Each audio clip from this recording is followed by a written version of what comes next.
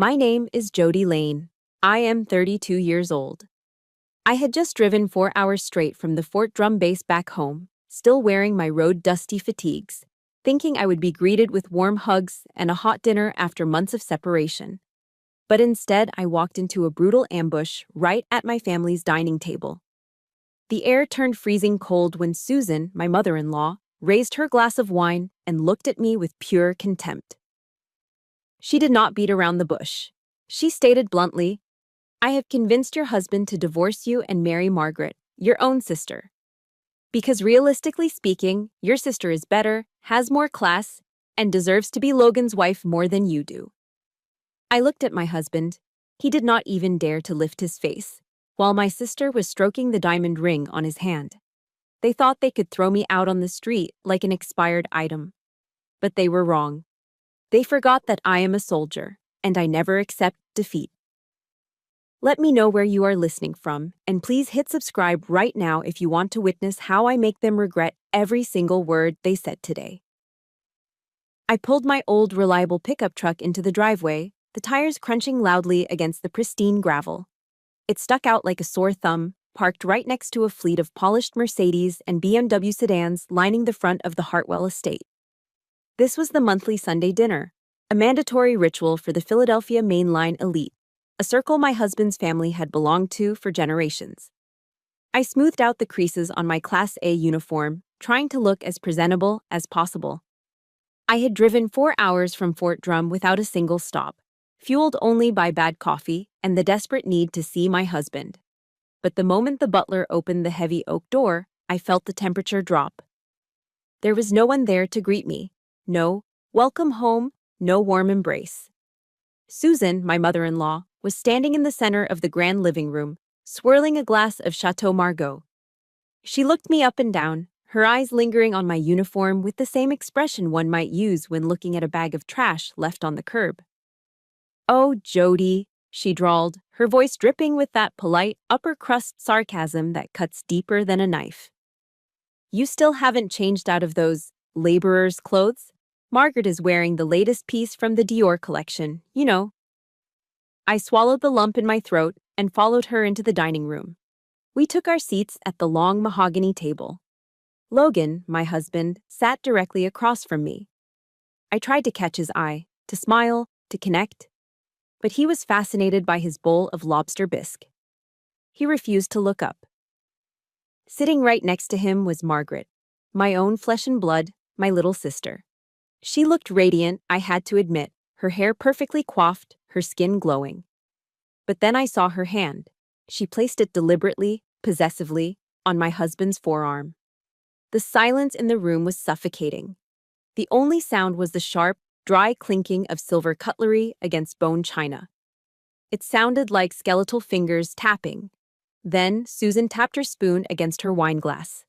Clink, clink, clink. "Attention, everyone," she announced. She did not look at me. Her eyes were fixed adoringly on Margaret. Today, this family needs to celebrate a new future. A future that actually befits Logan's pedigree and ambition. My heart started hammering against my ribs. I felt a cold sweat prickling the back of my neck. And then she said it. The sentence that ripped my world apart. "I have successfully convinced Logan to finalize the divorce with you, Jody, and to marry Margaret. Because, let us be realistic, your sister is better suited, has higher class, and simply deserves to be Logan's wife more than you do." My fork slipped from my numb fingers. It hit the hardwood floor with a deafening crash that echoed through the silent room. "What?" I whispered. My voice was barely audible. I looked around the table, desperate for an ally. Uncle John, Aunt Sarah, people to whom I had sent handwritten Christmas cards every year, people I had cooked for. They all looked down at their plates or turned their heads away. They knew. Every single one of the 20 people in this room knew. I was the last to know. I was the fool in their twisted play. Margaret, the sister whose college tuition I had paid for with my army wages so she wouldn't have student debt, slowly lifted her left hand. On her ring finger sat a massive diamond, at least 2 carats. It caught the light from the chandelier, mocking me. It was the exact style of ring Logan had once told me we could not possibly afford. It turned out he had the money. He just did not have the money for me. Margaret smiled, a small victorious curve of her lips. Sis, you should be happy for us. You are always away playing soldier. Logan needs a real woman by his side, not someone who is married to the government. Tears stung my eyes, hot and acidic. I wanted to scream. I wanted to flip the table. I wanted to grab Logan by his collar and demand to know why he was such a coward. But 10 years in the army had drilled something into my very marrow. Discipline. You do not break formation. You do not cry in front of the enemy. And that is what they were now. Not family. Enemy combatants. I stood up, pushing my chair back. The wooden legs screeched against the floor, a harsh sound that matched the scream inside my chest. Congratulations, I said. My voice was cold, steady, even though my hands were trembling violently beneath the table. Congratulations on showing me exactly what upper class looks like. Susan let out a scoff, taking a sip of her expensive wine. Don't be dramatic, Jody. You are so military. So rough. Just sign the papers and leave quietly. Try to keep a shred of dignity. I looked at Logan one last time. He was still staring at his soup, a coward to the bitter end. I turned on my heel, executing a sharp about face. I walked out of that dining room with my back straight, chin up, maintaining the perfect posture of an officer. But inside, as I marched toward the heavy front door, I was bleeding out. I stepped out into the night air, the heavy door clicking shut behind me with a sound of finality. I was alone. After that Sunday dinner from hell, a rational person would have filed for divorce the very next morning. But I was not rational. I was a soldier in denial. I told myself that Logan was being manipulated by his mother. I told myself that my sister was just young and confused. In the army, we have a creed. I will never leave a fallen comrade. And in my mind, my marriage was the battlefield, and Logan was the comrade I had to save. 3 days later, I took leave and drove to our suburban apartment. It was a nice place, a 2-bedroom unit near the park that we had picked out together. On the way, I made a detour to South Philadelphia, pulling up to the neon lights of Pat's King of Steaks. I stood in line and ordered 2 cheesesteaks, whiz with cheese whiz and fried onions, just the way Logan loved them. The greasy, savory smell filled the cab of my truck as I drove. I rehearsed my speech. I was going to remind him of our vows. I was going to fight for us. I thought I was being a warrior, but as I walked up the steps to our unit, holding that paper bag stained with grease, I realized I was just a fool walking into a trap. The front door was unlocked. My heart started to pound against my ribs, a heavy rhythmic thud. I stepped inside. The familiar scent of our home, usually coffee and laundry detergent, was gone. Instead, the air was thick, almost choking, with the smell of expensive perfume. It was Dior. It was Margaret's scent. I walked into the living room and froze. My battle dress uniform, my BDU, which I had carefully hung on the back of a chair before leaving for the base weeks ago, was lying in a heap on the floor. It had been kicked into the corner like a dirty rag. Scattered across the sofa were silk dresses and shopping bags. The bedroom door was ajar. I moved toward it, my boots heavy on the carpet. I pushed the door open. The sight that met my eyes hit me harder than any physical blow I had ever taken in combat. There, on the queen-sized bed that we had bought with our first savings, were my husband and my sister. But what made bile rise in my throat was not just the act itself, it was the blanket. They were tangled together under the patchwork quilt my grandmother had made for me. She had spent 2 years stitching that quilt by hand, sewing pieces of her old dresses and my grandfather's flannel shirts into a pattern of stars. She gave it to me on my wedding day, whispering that it would keep our marriage warm. Now it was being used to cover their betrayal. They did not stop immediately.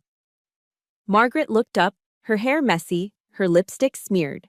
She didn't scream. She didn't cover herself in shame. She brushed a strand of hair from her face and looked at me with a gaze that was pure poison. It was a look of challenge. Logan scrambled up, pulling the quilt, my grandmother's quilt, up to his chest. There was no apology in his eyes. There was only annoyance, like I was a telemarketer interrupting his dinner. "I told Mom to tell you," he said, his voice flat and unbothered. "What are you doing here, Jody? Did you come to beg?" I stood there, clutching the bag of cooling cheesesteaks until my knuckles turned white. "Why, Logan?" I choked out. "Of all the people in the world, why my sister?" Logan let out a short, dismissive laugh. "Look at yourself, Jody. You are too rigid. Living with you is like living in a barracks.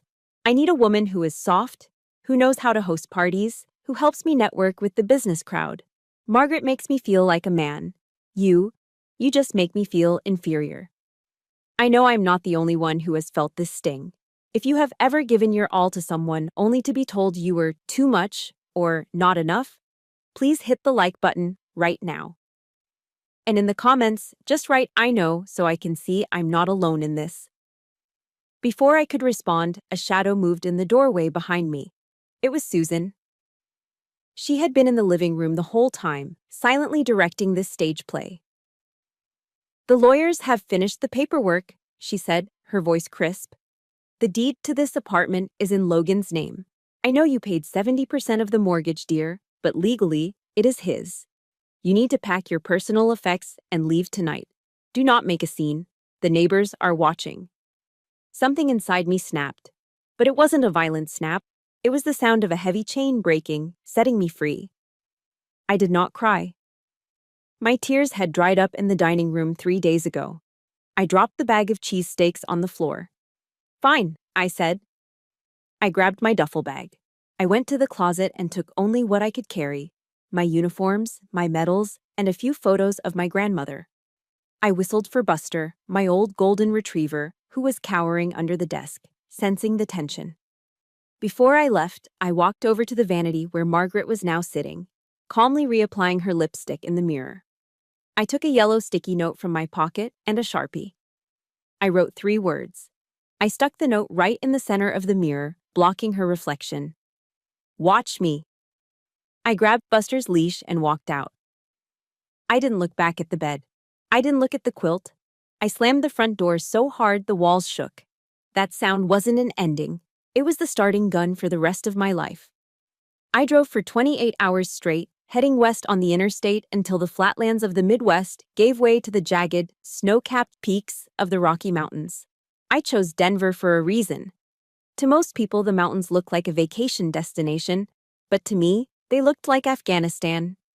It was the only place on earth where I had felt truly useful, where the person next to me would die for me, not stab me in the back over a dinner table. My entire life was packed into the bed of my pickup truck. $400 in cash, my emergency stash, a few boxes of military gear, and Buster, my golden retriever, who sat in the passenger seat with his head resting on my thigh. Susan had moved faster than a sniper. She had frozen our joint bank accounts before I even hit the state line. Technically, I was now a homeless woman with a shiny captain's rank that meant absolutely nothing in the real world. I pulled into a Motel 6 off the highway.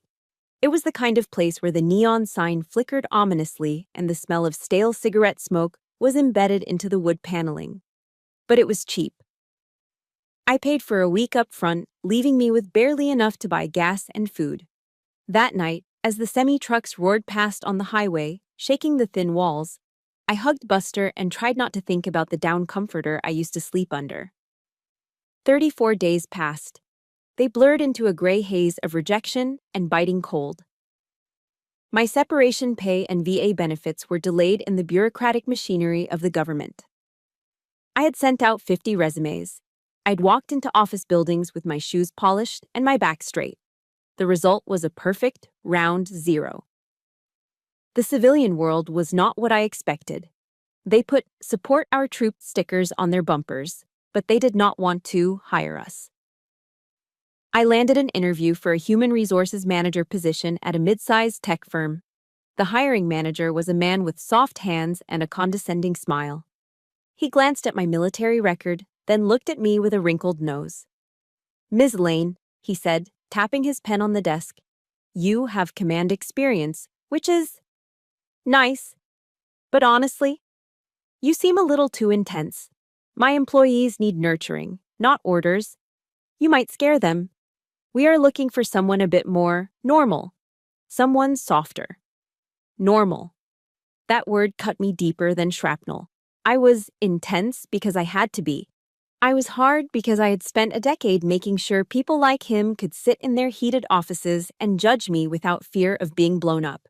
I walked out of there holding back tears of rage. By day 35, I hit the bottom.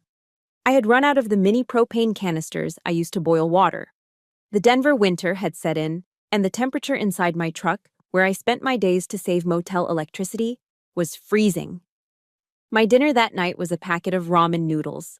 Without hot water, I had to crush the dry block of noodles inside the wrapper, sprinkle the seasoning packet over it, and eat it like chips. I sat on the edge of the motel bed, crunching on the dry, salty noodles. Buster rested his chin on my knee, letting out a low, hungry whine. "I am sorry, buddy," I whispered, my voice cracking. I poured half of the dry noodles into my hand and let him lick them up. "I promise, tomorrow will be different." The cold seeped through the thin motel blanket that night. I lay there shivering, and for a split second, a traitorous thought entered my mind. I remembered the fireplace at the Hartwell mansion. I remembered the endless trays of food they threw away after parties. If I called Logan, if I begged, maybe he would let me come back. Maybe I could sleep in the guest room. But then the image of them in my bed flashed in my mind. The quilt, the smirk on Margaret's face. No. I would rather freeze to death in this motel room than trade my dignity for their warmth. The next morning, I had one last shot. A marketing agency called Pinnacle Solutions had called me for an interview. It was a long shot, but it was all I had. I got into my truck and turned the key. The engine sputtered. The gas gauge needle was buried below the red line, resting on empty. Panic, cold and sharp, gripped my chest. I began tearing through the truck. I checked the glove box, the space under the seats, the pockets of my old uniforms. I gathered every coin I could find. I stood at the gas pump nearest the motel, counting out my treasure. Nickels, dimes, and pennies. My hands were red and numb from the cold. "Come on, lady, hurry it up," a voice sneered behind me. I turned to see a man in a pristine Mercedes SUV waiting for the pump. He looked at my faded jeans, my handful of dirty coins, and shook his head in disgust. He didn't see a captain. He saw a bum. The shame burned my face, hotter than fire. I wanted to throw the coins at him. I wanted to scream. But I didn't. I gripped the cold metal of the pennies until they dug into my skin.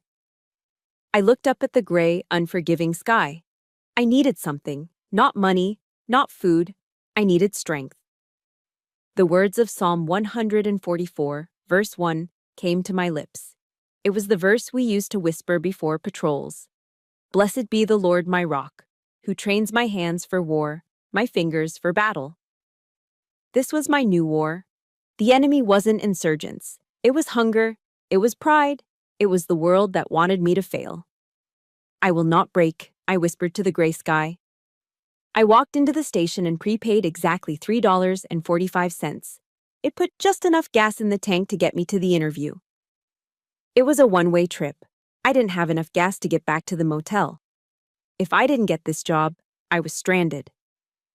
But a soldier doesn't retreat. I put the truck in gear and drove toward the city. I walked through the revolving glass doors of Pinnacle Marketing Solutions with an empty stomach and a pride that was held together by duct tape. The lobby was an assault on my senses. It smelled of expensive espresso and ambition. The walls were floor-to-ceiling glass, revealing a view of the Denver skyline that I usually only saw from the parking lot of the motel. The employees walking past me looked like they had just stepped off a runway in New York. The men wore tailored suits that cost more than my truck, and the women wore heels so high I wondered how they didn't break their ankles. Then there was me. I caught my reflection in the polished steel of the elevator doors. I was wearing my only clean white button-down shirt and a pair of black slacks I'd bought at Target 5 years ago. They were ironed to military perfection, sharp creases, no wrinkles. but the fabric was cheap and the cut was outdated. I felt like an alien who had crash-landed on a planet inhabited exclusively by the beautiful and the wealthy. Jennifer, the HR assistant who had called me, met me at the reception desk. She gave me a once-over, her smile polite but slightly pitying. "Don't worry," she whispered, leaning in as she swiped her badge to let me through the security gate. Nathan Cross, our creative director, is a bit eccentric. But he told me specifically that he needs someone who doesn't cry when he yells. He needs a new kind of order. She led me down a corridor that buzzed with activity. We stopped in front of a frosted glass door at the end of the hall. Jennifer knocked once, gave me a thumbs up, and practically ran away. I took a breath, squared my shoulders, and opened the door. If the lobby was a runway, Nathan Cross's office was a bomb site. Sketches and storyboards were taped haphazardly to the walls. The desk was invisible beneath mountains of paper, fabric swatches, and a pyramid of empty Red Bull cans. A basketball hoop was mounted over the trash can, and the floor was littered with crumpled balls of paper. Failed ideas, I assumed. Nathan was sitting behind the desk, leaning back in a leather chair, tossing a foam ball into the air and catching it. He didn't look like a boss. He wore a graphic t-shirt under a blazer and Converse sneakers. He looked tired, bored, and brilliant.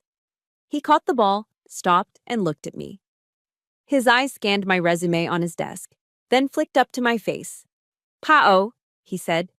He didn't say hello. "Public Affairs Officer, United States Army." "Yes, sir," I replied instinctively. He raised an eyebrow. "Sir?" "We don't do sir here, Jody. This is advertising, not the infantry." He picked up my resume and waved it like a white flag. "You spent 10 years writing press releases about convoys and IEDs. You managed crisis communications in war zones. Why are you here? We sell soda and dreams, not national security." His tone wasn't malicious like Susan's had been. It was skeptical. He was testing me. "I am here because I need a job," I said, my voice steady. "Honest. I like that," he said, tossing the resume back onto the pile. "But honesty doesn't sell cars. Creativity does. And looking at you, no offense, but you look like you iron your socks." I felt the heat rise in my cheeks, but instead of shrinking away, I felt a familiar spark. It was the same feeling I got before a briefing. I took 2 steps forward, entering his territory. "You need order," I said, pointing a finger at the disaster zone he called a desk. "You have brilliance in this room, Nathan, but it is buried under trash. You are drowning in chaos." Nathan paused, the foam ball hovering in his hand. "I know how to tell a story that makes people care about life and death when bullets are flying," I continued, my voice gaining that command resonance. "I know how to manage information when silence can get people killed. If I can sell the mission to a group of terrified villagers or a hostile press corps, then selling sugar water to teenagers is a piece of cake." The room went silent. The hum of the air conditioning seemed to get louder. Nathan stared at me. For the first time, he wasn't looking at my cheap clothes or my stiff posture. He was looking at my eyes. He leaned forward, elbows on the desk, pushing aside a stack of papers. "Okay," he said softly. "Let's say we have a pitch due tomorrow morning. The copywriters are crying in the break room, the graphic designers are threatening to quit, and the client is screaming for a revision. It is total panic. What do you do? Do you curl up and cry? Do you quit?" I didn't blink. I didn't hesitate. "I establish a chain of command," I said. "I clear the room of non-essential personnel to stop the panic from spreading. I break the objective down into hour-by-hour deliverables. I assign tasks based on individual strengths, not job titles. And we do not sleep, we do not eat, and we do not stop until the mission is complete. I once pulled a 48-hour shift coordinating a rescue operation. Your deadline doesn't scare me, Nathan." A slow grin spread across Nathan's face. It wasn't a smirk. It was a genuine, wide smile. He laughed, a loud barking sound that made him look 10 years younger. "Damn," he said, shaking his head. "I think you actually mean that." He stood up and extended a hand over the pile of Red Bull cans. "You are hired, Captain. You start immediately. But I'm warning you right now, Nobody in this building is going to salute you. I gripped his hand. His shake was firm, warm, and real. For the first time in months, a man was looking at me with respect, not because of what I could give him in bed or what I could buy him, but because of who I was. I can live with that, I said. I walked out of the Pinnacle building 10 minutes later with an employment contract in my hand. The wind in Denver was biting cold, whipping my hair across my face. But for the first time since I left Philadelphia, the cold didn't hurt. It felt fresh. It felt like a new beginning. I treated Pinnacle Marketing Solutions less like an advertising agency and more like a battalion in need of reorganization. Within a week, the chaos that Nathan called the creative process was dismantled and rebuilt. I introduced standard operating procedures for everything from file naming conventions to client communication channels. At first, the resistance was palpable. I would walk past the break room and hear hushed whispers. They called me the Warden, or G.I. Jane, when they thought I was out of earshot. They rolled their eyes when I cut off their rambling, hour-long brainstorming sessions exactly at the 30-minute mark because they were going in circles. But then, something miraculous happened. For the first time in the company's history, the team finished their task before the sun went down. It was a Tuesday afternoon. I had streamlined the workflow on Trello and cut out the unnecessary middleman approvals. At 6 o'clock sharp, the office was clearing out. A young graphic designer named Mike stopped by my desk. He looked nervous, holding a small paper bag. "Hey, Jody," he said, shifting his weight. I wanted to say thanks." He placed a glazed donut on my desk. It was from the good bakery down the street, not the stale ones from the vending machine. Because of the new schedule, I'm actually going to make it home for my daughter's birthday dinner. I haven't made a family dinner on a weeknight in 2 years. You are pretty cool, boss." He called me boss, not ma'am, not captain, and definitely not warden. I watched him leave, feeling a warmth in my chest that had nothing to do with the coffee I was drinking. By the second week, I wasn't just managing the flow, I was part of the fight. We were stuck in a conference room, trying to crack a campaign for a new line of heavy-duty pickup trucks. The creative team was floundering. They were pitching ideas about shiny trucks driving through pristine city streets, driven by models with perfect hair stopping for lattes. I listened for 20 minutes, my patience thinning like ice in spring. Finally, I stood up and walked to the whiteboard. "Stop," I said. The room went quiet. "You are selling this wrong. This truck isn't for a guy who worries about scratching the paint. It is for the guy who wakes up at 4 in the morning, when it is still dark and cold. It is for the guy whose hands are permanently stained with grease and oil." I picked up a marker. Do not show me a shiny truck. Show me the dents. Show me the mud caked in the wheel wells. Show me the scratches on the bed liner. Those aren't flaws. Those are metals. That is the truth. That is what we are selling. Honor in the dirt. Silence hung in the air for a beat. Then, Nathan, who had been slouching in his chair, sat up straight. His eyes were wide, sparking with that manic energy he got when an idea landed. "That's it," he whispered. "Run with that, exactly that." We landed the account 3 hours later. The client loved the metals angle. I was riding high on the adrenaline of the win. I went back to my desk, feeling a sense of purpose I hadn't felt since I left the service. My phone buzzed against the hard surface of the desk. I picked it up. A notification flashed on the screen. It was an email. From Margaret Hartwell. Subject: Good news for you. My stomach dropped. Against my better judgment, I opened it. There was no text at first, just an image. It was a grainy black and white ultrasound photo. A fetus, 12 weeks old. Below it was another photo, a nursery being set up. In the center was a hand-carved Italian crib, the kind that cost more than my truck. I recognized the brand because Logan and I had looked at it once, years ago, and decided we should save money instead. Then came the text. "We are finally going to be a real family, sis. Mom is over the moon. Please just sign the divorce papers so we can handle the birth certificate properly. We don't want any complications for the baby." The air left my lungs. The office sounds, The typing, the laughter, the coffee machine faded into a dull roar. I stood up and walked stiffly to the women's restroom. I made it into a stall just as my body betrayed me. I gripped the porcelain sides of the toilet and dry heaved until my ribs ached. There was nothing in my stomach but bile and rage. That was my money buying that crib. That was my husband. And that was the baby I had prayed for, the baby Logan said we weren't ready for yet. I stayed there for 10 minutes, shaking. Then, the soldier kicked back in. Mission first. I stood up, flushed the toilet, and went to the sink. I splashed freezing cold water on my face, watching the red rimming my eyes in the mirror. You will not cry. I hissed at my reflection. Do not let them win. I dried my face with a rough paper towel and walked back out. Nathan was standing by my desk. He wasn't working. He was just standing there, guarding my space. He didn't ask where I had been. He didn't ask why my eyes were red. He simply pointed to a fresh, steaming cup of black coffee he had placed right next to my keyboard. Whoever upset you, Nathan said, his voice low and unusually serious, I will fire them. I let out a weak, watery chuckle.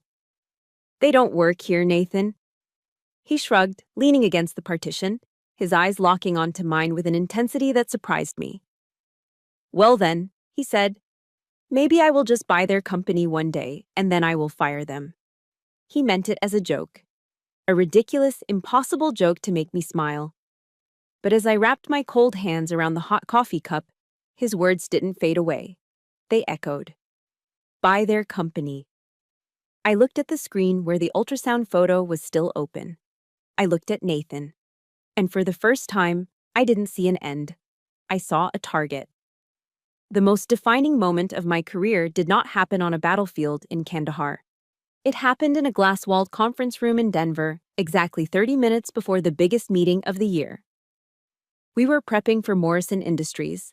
This wasn't just a client, they were a whale. Landing this account would put Pinnacle on the map nationally. Nathan was pacing the room, running through his slide deck, manic energy radiating off him. Then, mid-sentence, he stopped. His face went ashen gray. He doubled over, clutching his right side, and hit the floor with a terrifying thud. Panic exploded in the room. Someone screamed. Jennifer from HR was hyperventilating. I dropped to my knees beside him. His skin was clammy, and he was groaning in agony. I recognized the signs immediately. Acute appendicitis. Call 911, I barked. 10 minutes later, the paramedics were wheeling Nathan out on a gurney. The sirens wailed, fading into the distance like a dying hope. The room fell into a stunned silence. The creative team looked like lost children.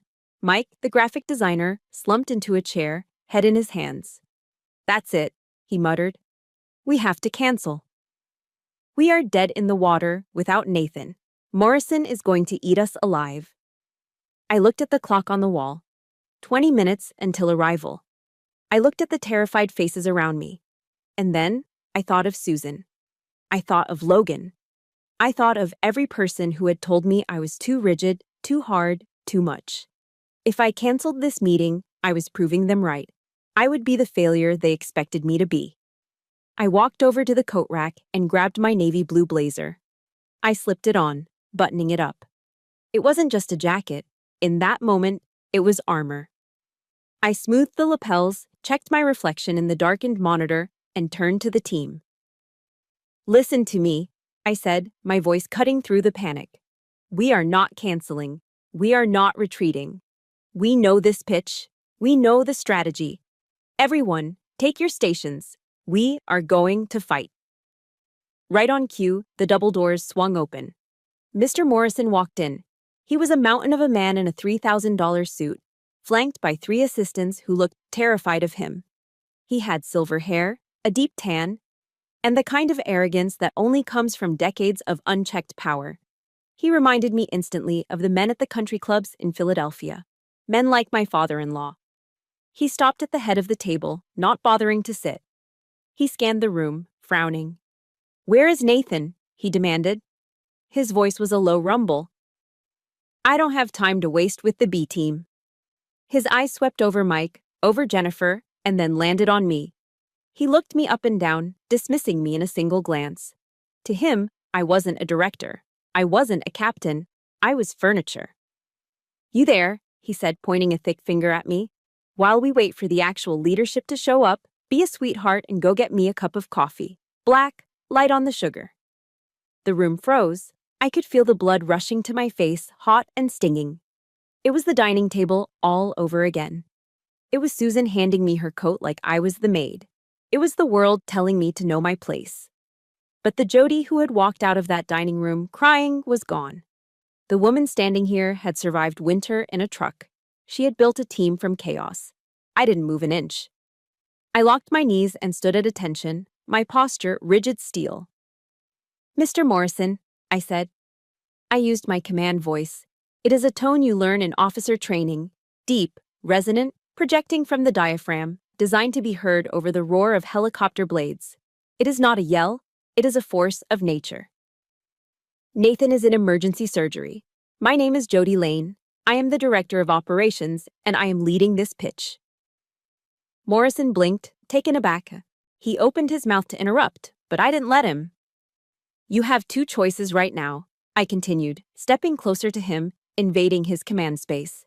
"Choice 1, you can walk out that door and lose the most aggressive, effective marketing strategy this market has ever seen to your competitors. Or choice 2, you can sit down, get your own coffee if you need it, and give me 10 minutes. I'm going to show you how to increase your revenue by 20% in the next quarter. The choice is yours." The silence that followed was heavy enough to crush a tank. The air conditioning hummed. Mike looked like he was about to faint. I know so many of you have been in this exact spot, underestimated, disrespected, and pushed to the edge. If you are rooting for Jody right now, please hit that like button. And in the comments, I want you to write, "I am not a quitter," if you have ever had to stand tall when someone tried to make you feel small. Morrison stared at me. His eyes narrowed, assessing the threat. He looked for fear. He found none. Then, slowly, a grin spread across his face. It wasn't a nice smile, but it was a respectful one. He pulled out the chair at the head of the table and sat down heavily. "All right," he chuckled, leaning back. "You got guts, lady. I haven't been talked to like that since basic training. You have 10 minutes. Go." I didn't use the clicker. I didn't look at the screen. I knew every number, every metric, every tactical advantage by heart. I delivered the pitch with the precision of an airstrike. I didn't sell him a dream. I sold him a victory. When I finished, exactly 10 minutes later, I stopped and looked at him. Morrison stood up slowly. He didn't look at his assistants. He started clapping. A slow, rhythmic clap. "Damn," he said. "You are tougher than any of the empty suits I hire. Where do I sign?" An hour later, I was in the hallway, calling Nathan. The adrenaline was finally fading, leaving my hands shaking slightly. "Hello?" Nathan's voice was groggy, sounding thick from the anesthesia. "It is done," I said, leaning my forehead against the cool glass of the window. Morrison signed. We got the account. There was a long pause on the other end. Then a weak, drug-fueled laugh. "Jennifer texted me," Nathan rasped. "She said you staged a coup. She said you looked like you were about to execute him for treason. You scared the living daylights out of a billionaire, Jody." "I just established order," I replied, smiling. "You are not an assistant, Jody," Nathan whispered, his voice drifting off as the nurses came to check on him. "You are not a manager. You are a general. Remind me never to get on your bad side." I hung up the phone. I looked out at the Denver skyline, bathing in the golden light of the afternoon sun. I wasn't just surviving anymore, I was conquering. 2 weeks after the Morrison contract was signed, Nathan walked into my office and closed the door. He wasn't holding a new brief or a client complaint. He was holding a cardboard box. "I am resigning," he said, placing the box on my desk. "I am tired of making money for people who don't know the difference between a typeface and a target audience. I am starting my own agency, and I am not doing it without you." I stared at him, stunned. "You want me to be your employee?" Nathan shook his head, a mischievous glint in his eye. "No, Jody, I don't want to be your boss. I want to be your partner." 50-50. Cross Lane Creative. We set up shop the very next day in the most cliché, yet perfectly American way possible, in his garage. It was the dead of winter in Denver. The garage was drafty, smelling of gasoline and sawdust. We pushed his old Mustang to the driveway to make room for 2 folding tables and a whiteboard we bought from Staples. For the next 6 months, that freezing garage was my whole world. We worked 16-hour days. Our diet consisted almost entirely of cold pepperoni pizza and cheap Coors Light beer because we were pouring every cent of profit back into the business. We argued constantly. We fought over fonts, over strategy, over which clients to pitch. But for the first time in my life, I wasn't fighting to defend my existence. I was fighting to build it. One night, after a particularly grueling session where we cracked a campaign for a local brewery, the adrenaline faded into exhaustion. We were sitting on the concrete floor, leaning against the cold wall, sharing a 6-pack. I don't know why, maybe it was the fatigue or the beer. But I told him everything. I told him about the dinner in Philadelphia. I told him about the quilt. I told him how Logan had called me too rigid and too hard. I expected Nathan to look uncomfortable. Most civilians do when you unload that kind of trauma. Instead, he reached out and covered my hand with his. His grip was firm, grounding. "They were blind, Jody," he said softly. "They threw away a diamond because they were too stupid to realize it wasn't just a rock. They wanted a decoration. I want a partner." That was the moment the ice around my heart finally began to melt. Winter turned into spring, and then back to winter again. Cross Lane Creative was growing. We moved out of the garage and into a loft downtown. One snowy evening, we had just closed a massive deal with a tech startup. The office was empty, the staff having gone home to celebrate. I was staring out the window at the falling snow, feeling a sudden wave of vulnerability. "Am I too much?" I asked, the old ghost of Logan's voice whispering in my ear. "Am I too aggressive, Nathan?" Nathan walked over and stood beside me. He didn't try to hug me or shush me. He reached up and tucked a loose strand of hair behind my ear, his fingers lingering on my jawline. "You are hard," he admitted, his voice low and rumbling. "But that hardness, it is the most beautiful thing I have ever seen. It is a wall, Jody. It protects the things that matter. I don't want you to soften up. I want to be the guy standing right behind that wall with you, handing you the ammunition. I want to reload for you." He leaned in, and our first kiss didn't taste like fireworks or fairy tales. It tasted like cheap beer, exhaustion, and absolute safety. It was the kiss of 2 soldiers finding each other in the trenches. 18 months later, we were in a quarterly review meeting. Just the 2 of us. "Okay, let's look at the projections," Nathan said, sliding a thick bound report across the mahogany conference table. "Flip to the last page. I think the long-term forecast is interesting." I flipped through the spreadsheets and graphs, sipping my coffee. When I turned to the final page, I froze. There were no numbers. There was just a single line of text in bold, Helvetica font. "Proposal for permanent merger, Nathan and Jody." My breath hitched. I looked up.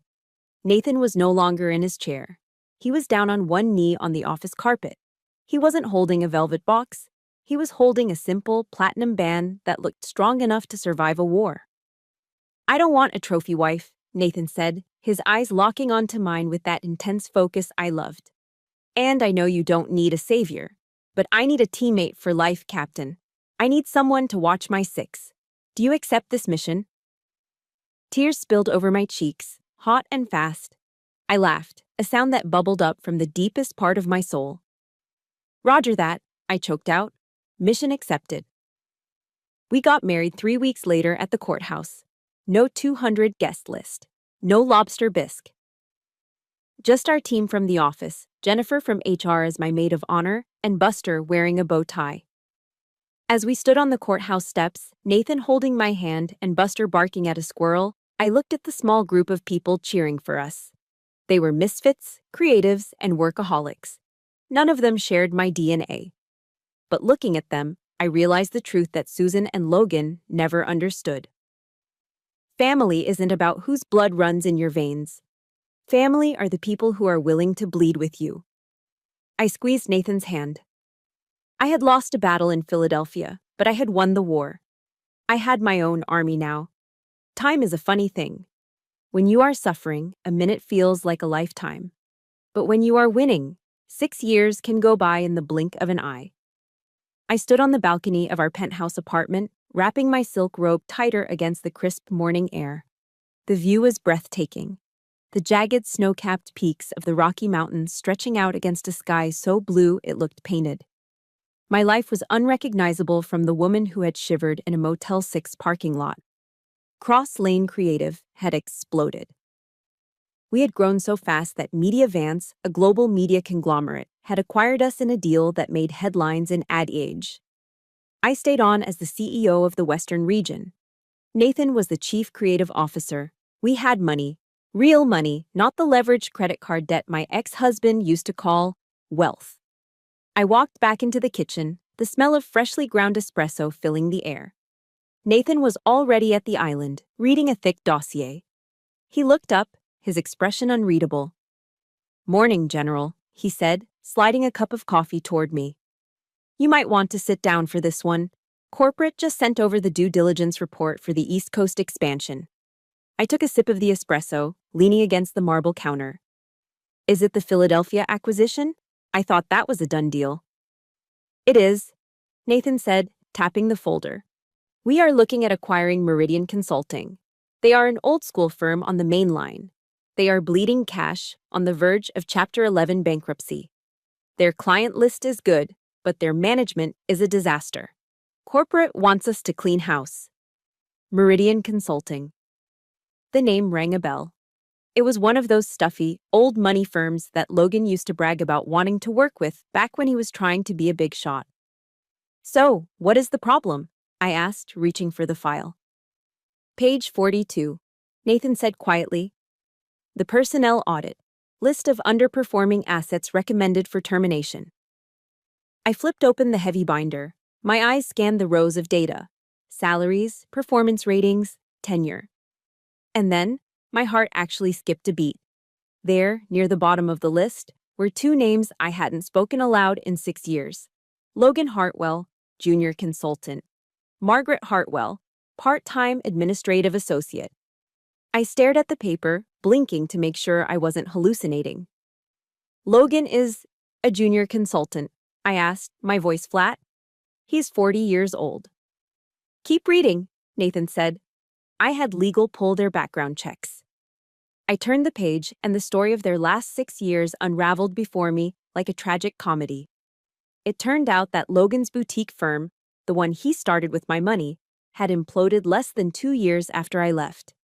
Margaret had burned through their capital on vacations, cars, and that expensive Italian nursery. They had lost the house. The bank had foreclosed on it 4 years ago. They were renting a small townhouse now. Their credit scores were in the tank. Susan, my mother-in-law, had co-signed 3 different loans to keep them afloat, dragging her own finances down with them. And now, Logan was working an entry-level job at Meridian, making a fraction of what he used to earn, with performance reviews that read, "Lacks initiative, resistant to feedback, arrogant." And Margaret, the woman who needed to be pampered? She was working part-time filing papers to help pay the rent. The irony was so sharp it almost cut me. I, Jody Lane, the woman they had thrown out like trash because I wasn't classy enough, was the CEO of the company that was about to buy their employer. Technically, as of next week, I would be their boss. I felt a bubble of laughter rise in my chest. It wasn't a happy laugh. It was dark. It was the laugh of a predator who just realized the prey has walked right into the trap. "Jody?" Nathan reached out, covering my hand. His eyes were full of concern. "If this is too much, we can kill the deal. I can tell corporate the liabilities are too high. We don't have to deal with them. I don't want you to have to see them." I looked at the photo of Logan attached to his file. He looked tired. His hairline was receding, and there was a heaviness to his face that hadn't been there before. He looked defeated. I closed the folder slowly, savoring the sound of the heavy paper settling. "No," I said. My voice was calm, smoother than the silk I was wearing. We are not killing the deal. This is a sound business decision. Meridian has assets we can use. I took another sip of my espresso, feeling the caffeine hit my bloodstream, mixing with the adrenaline. Proceed with the acquisition, Nathan. Sign the papers today. Nathan watched me carefully. And the personnel list? Do we fire the underperformers immediately? I smiled. It wasn't my usual smile. It was cold. It was terrifying. Not yet, I said. We need to announce the merger first. We are hosting a gala at the Philadelphia Museum of Art to introduce the new leadership team, right? Yes. Nathan nodded slowly. Next Saturday. Perfect, I said. Make sure every employee at Meridian receives a mandatory invitation, especially the junior consultants and support staff. I want them there. In fact, mark the Hartwells as VIPs. Put them in the front row. Jody, Nathan warned, a grin tugging at the corner of his mouth. What are you doing? I walked to the window, looking out at the mountains that I had conquered. I am giving them exactly what they wanted, I whispered. They wanted to see what real class and success look like. I am going to show them. The Philadelphia Museum of Art stands like a Greek temple at the end of the Benjamin Franklin Parkway. To the tourists running up the 72 stone steps, it is the place where Rocky Balboa raised his fists in triumph. To the old money of the main line, it is their sanctuary, the place where they come to display their wealth and whisper about who is in and who is out. Tonight, the Great Stair Hall was bathed in golden light. A string quartet played soft classical music that floated up to the high ceilings. I stepped out of the limousine, the cool night air hitting my skin. I wasn't wearing a uniform tonight. I was wearing a floor-length emerald green gown.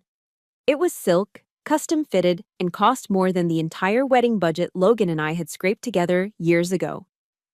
But the most important detail was the back. It was completely open, plunging low. For years, I had hidden the scars on my back, shrapnel marks from an IED explosion in Kandahar, because Logan said they were unsightly. He said they made me look damaged. Tonight, I wore them like diamonds. They were part of my story, and under the crystal chandeliers, they shimmered against my skin. I took Nathan's arm. He looked dashing in a tuxedo, but his eyes were fixed on me with pure adoration. Ready to storm the castle, General? He whispered. Ready, I replied. We walked up the grand staircase. Heads turned. Whispers rippled through the crowd like a wave. Who is she? Is that the new CEO? Look at that dress. We entered the main hall, and I scanned the room with the precision of a sniper. It didn't take long to find them. The Hartwells were standing in a corner near the bar, huddled together like sheep in a storm. They looked small. Susan was wearing a dress I'd seen her wear a dozen times before. Margaret, once the golden child in Dior, looked tired. Her dress was a season out of style, looking cheap under the museum lights. Logan was nervously checking his watch, sweating in a suit that looked a size too tight. I squeezed Nathan's hand, signaling the advance. The click-clack of my stilettos on the marble floor was a rhythmic drumbeat of impending doom. Susan was the first to spot me. She blinked, squinting through her glasses. Then, recognition hit her like a physical slap. Her mouth fell open. The expensive beaded clutch she was holding slipped from her fingers and clattered loudly onto the stone floor. Logan spun around, nearly knocking over a waiter's tray of champagne. I didn't stop until I was right in front of them. I towered over them in my heels. Hello, Susan, Logan, I said. My voice was smooth, cool, and utterly devoid of fear. It has been a long time. Susan stared at me, her eyes darting from my face to my dress, then to Nathan. Her brain couldn't process the image. In her mind, I was still the discarded daughter-in-law, the homeless veteran. Jody, she stammered, her face draining of color. What? What are you doing here? Are you working the event? Are you the help? It was such a perfect, predictable insult. The old Jody would have been crushed. The CEO Jody just smiled. Before I could answer, Nathan stepped forward, sliding his arm possessively around my waist. Allow me to make the introductions, Nathan said, his voice carrying clearly over the music. This is Jody Lane. She's my wife, my partner, and the co-founder of Cross Lane Creative. He paused for effect, letting the words sink in. She is also the new regional CEO of Mediavance, Nathan continued, locking eyes with Logan. Which makes her the owner of the parent company that just acquired Meridian Consulting. So, technically speaking, she is your boss. The silence that followed was deafening. Logan looked like he was going to be sick. Sweat was beading on his forehead. You, Logan choked out, his voice trembling. You are the new owner. I looked him in the eye, smiling with pity. That is correct, Logan, and I have been reviewing the personnel files. I hope your performance report for next month shows some improvement. I hear your billable hours are significantly below the company standard, and you know I have zero tolerance for incompetence. He turned a shade of gray I'd never seen on a human being before. Just then, the music faded. The spotlight shifted to the podium at the front of the room. It was time for the keynote speech. Excuse me, I said, brushing past Margaret without even looking at her. I have a company to run. I walked to the stage, the heavy silk of my dress flowing behind me. I stepped up to the microphone and looked out at the sea of faces, hundreds of Philadelphia's wealthiest and most powerful people. And right in the front row, paralyzed in their VIP seats, were the Hartwells. Good evening, I said, my voice amplified through the speakers, commanding absolute attention. Tonight marks a new chapter for Meridian Consulting. We are trimming the fat. We are prioritizing merit over legacy. I pressed a button on the clicker. The massive screen behind me lit up. It displayed the new organizational chart for the company. At the very top, in a large blue box, was my name, Jody Lane, CEO. At the very bottom, in a section highlighted in red labeled Probationary, under review, were two names, Logan Hartwell and Margaret Hartwell. A gasp went through the room. It was subtle, but it was there. Everyone could see it. Margaret stood up halfway, her face crumpled in desperation. She forgot where she was. She forgot the crowd. Jody, she cried out from the floor, her voice shrill and desperate. Sis, please, we are family. You have to help us. I looked down at her from the podium. I let the silence hang for 3 seconds. Family? I asked into the microphone, my voice echoing off the high stone walls. No, Ms. Hartwell. You are a part-time associate on a temporary contract. And if you want to keep your job to feed your child, I suggest you sit down and focus on your work instead of riding on someone else's coattails. I leaned in closer to the mic, my eyes hard as flint. In my company, there is no room for traitors. There is only room for soldiers. I stepped back. The room erupted into applause. It was thunderous. They weren't clapping for my cruelty, they were clapping for the power. I looked down at the front row one last time. Logan had his head in his hands. Susan was weeping silently into a napkin. Margaret was staring at the floor. They were destroyed. Not by a weapon, not by a lawsuit, but by the sheer, undeniable weight of my success. The valet brought our rental car around to the front of the museum steps. It wasn't a limousine this time, just a sleek, black sedan. I was done with the show. I was done with the performance. The adrenaline that had fueled me through the speech was beginning to ebb, leaving behind a bone-deep exhaustion. As Nathan tipped the valet and opened the passenger door for me, a figure emerged from the shadows of the stone pillars. It was Susan. Without the ambient lighting of the gala, she looked frail. The arrogance that had once stiffened her spine like a steel rod was gone, replaced by a slump of defeat. Her makeup was smudged, and she was shivering in the night wind. She hurried toward the car, rapping her knuckles against the passenger window. Jody, she called out, her voice muffled by the glass. Jody, please, just a minute. I hesitated. Part of me wanted to tell Nathan to just drive, but the soldier in me needed to verify that the threat was neutralized. I pressed the button, and the window slid down with a quiet hum. Jody, Susan breathed, clutching her shawl tighter. We need to talk. I know things were said in the past. I know I was harsh, but the family is struggling, the loans, the baby. If you could just offer Logan a grace period, or maybe a severance package. I looked at her. I really looked at her. For years, this woman had been the monster in my nightmares. But now, under the harsh streetlights of Philadelphia, she was just an old, bitter woman who had bet on the wrong horse. Mrs. Hartwell, I said. I didn't call her Mom. I didn't call her Susan. I gave her the formal title of a stranger. You were right about one thing 6 years ago. She blinked, a flicker of hope sparking in her eyes. I was? Yes, I said softly. You said I was too hard. You were absolutely right. But what you didn't understand is that my hardness is not a flaw. It is a wall. It is a perimeter I built to protect myself. And that wall does not have a door for people like you anymore. Jody, please, she whispered, reaching for the door handle. Do not contact me again, I said. My voice was calm, devoid of anger. If you do, you will be hearing from my legal team, not family. I pressed the button. The window rolled up, sealing me inside the warmth of the car.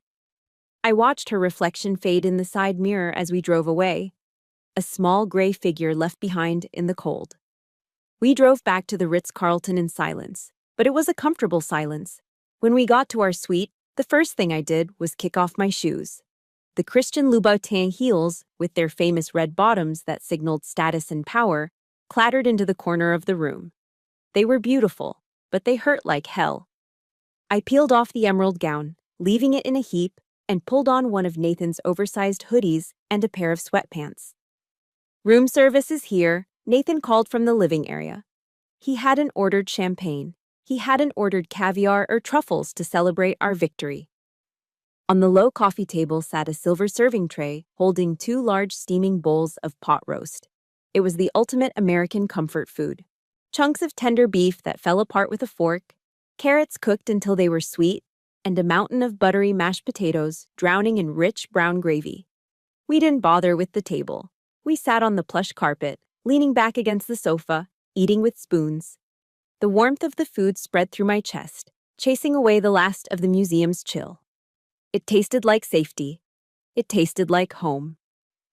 Nathan reached over and wiped a smudge of gravy from the corner of my mouth with his thumb. So, he asked quietly, how does it feel?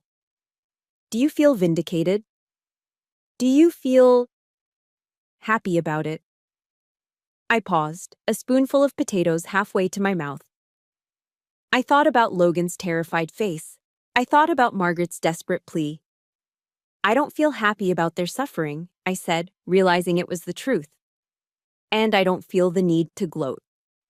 No? Nathan asked. No, I shook my head. I feel relief. In the army, after a long deployment, when you finally drop your rucksack, that 50-pound bag you have been carrying on your back for months, there is this moment of weightlessness. That is what this is. I realized tonight that I don't hate them. Hate takes energy. Hate means I still care.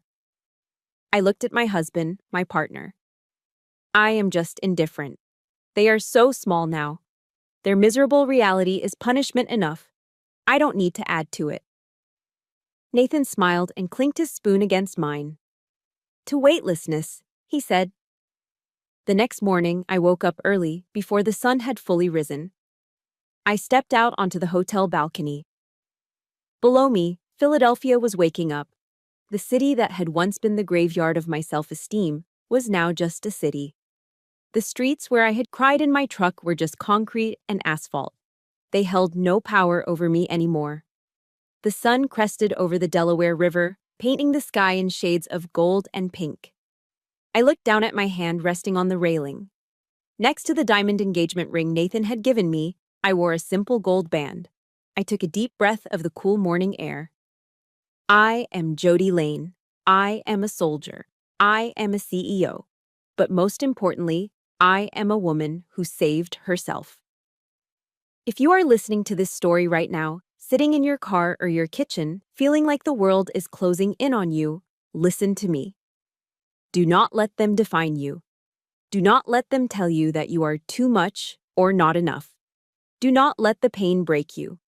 Take that pain, forge it in the fire of your resilience, and turn it into a weapon.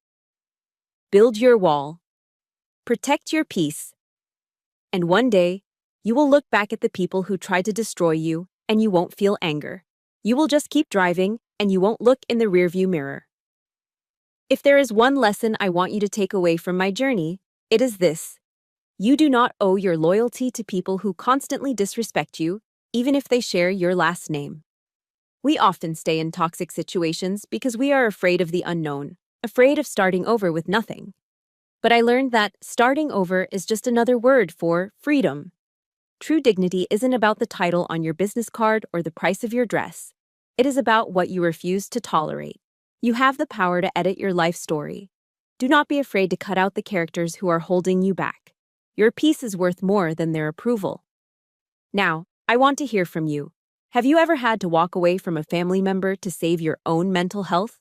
Or perhaps you are currently finding the strength to draw that line. Please share your thoughts in the comments below. Your story might be the exact encouragement someone else needs to read today. If my victory brought you a little bit of joy and hope, please hit that like button and subscribe to the channel. We are building a community of survivors here, and I don't want you to miss the next story. Until next time, stay strong and keep your head high.